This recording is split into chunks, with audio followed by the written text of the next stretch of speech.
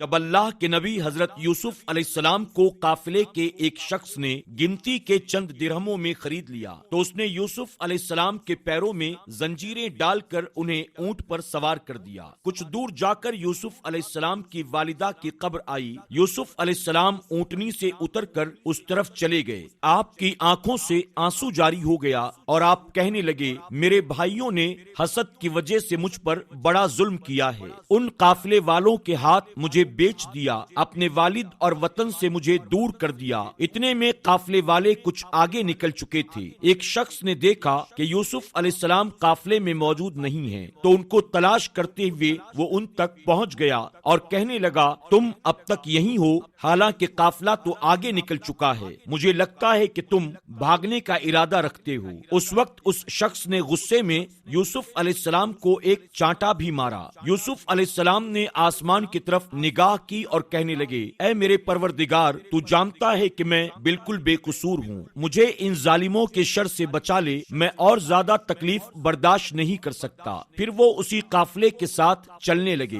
اچانک اس قافلے پر بادل اور سخت ہوا آئی۔ اس بادل کی کڑک بہت تیز تھی۔ ان قافلے والوں پر اتنا ابر برسا کہ جس کی وجہ سے کئی لوگ مر گئے۔ جو لوگ زندہ صحیح سلامت رہے وہ آپس میں کہنے لگے، ہمیں دیکھنا چاہیے کہ کس کے گناہ کی وجہ سے ہم پر یہ مصیبت آئی ہے۔ جس شخص نے حضرت یوسف علیہ السلام کو چانٹا مارا تھا وہ کہنے لگا، میں نے اس غلام کو ایک تھپڑ مارا تھا، جس کے بعد اس نے آسمان کی طرف دیکھ کر کچھ کہا اور کچھ دیر میں ہم پر یہ مصیبت آ گئی۔ یہ سن کر سب قافلے والوں نے حضرت یوسف علیہ السلام سے معافی مانگی۔ اللہ کے نبی یوسف علیہ السلام نے قافلے والوں کو معاف کر دیا۔ اللہ تعالیٰ سے دعا کی، ابر چھٹ گیا اور ہوا کی سختی بھی تھم گئی۔ یوں وہ لوگ یوسف علیہ السلام پر سختی کرنے سے باز آ گئے۔ اللہ تعالیٰ نے یوسف علیہ السلام کی دعا قبول فرمائی اور قافلے والوں کو تمام تر سختیوں سے محفوظ فرما لیا۔ یوں وہ قافلہ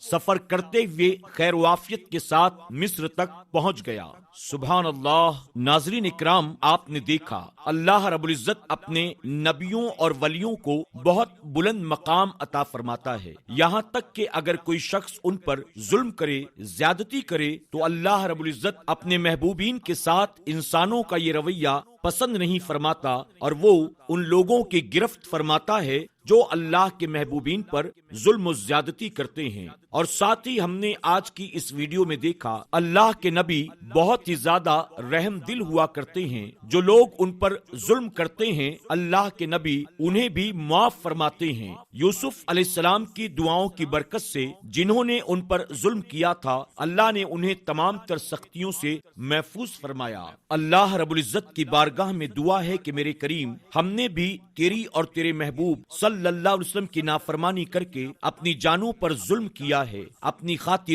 آخرت کا عذاب تیار کیا ہے۔ مولا قیامت کے دن اپنے پیارے محبوب صلی اللہ علیہ وسلم کے صدقے ہم سب کو بھی آخرت کی سختیوں اور عذاب سے محفوظ فرمانا، آمین یا رب العالمین۔